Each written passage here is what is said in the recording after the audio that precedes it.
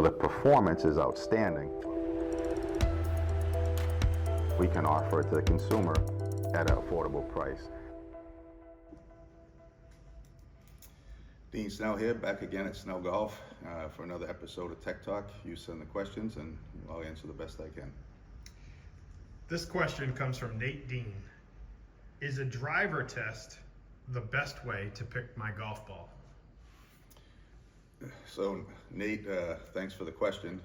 I know I played golf with Nate and he can hit the ball a long way, so he doesn't have to worry about driver distance. But one of the things that I believe is the worst way to pick a golf ball is from driver testing. So the drivers today, they're made to be adjustable. They allow you to add some loft. They allow you to add open and close. They allow you to add lie. They allow you to control spin. So you can really work, if you want to, fine tune your launch conditions to what fits your game.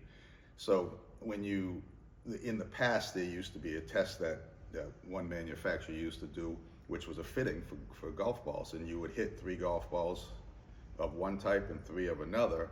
They would click on some numbers and say, look, this golf ball went 5-6 yards longer. This is the ball you should use. And for me, I've always been, it's the worst way to pick a golf ball. Golf balls are adjustable now with drivers to get optimum launch conditions or close to optimum for you as a player, because everybody's different. But from 100 yards and in is where the golf balls are different today. So that's where you score. That's where you want to test golf balls and figure out which one you like for feel, how it launches, spin, trajectory, control around the green. Any of those characteristics that you want to test, that's where they're going to be different. The driver side to it, if you take a look at driver testing, for instance, if you look at a dozen golf balls tested out there today with a driver, with a robot that's controlled, and all the launch and spins are supposed to be pretty similar, and you see the shortest to longest be 13 to 15 yards in distance, that's not uncommon. That's with the same golf balls. They can be 13, 15 yards difference. That's not uncommon. So having something in a test say something is 4 or 5 yards longer for you in a test that was done at comparative and say that's the ball you should play, I don't believe that's the way to choose golf balls. I think that a test that has drivers in there are set up to a launch condition. One launch condition, 1 ball speed, 1 launch angle, and 1 backspin.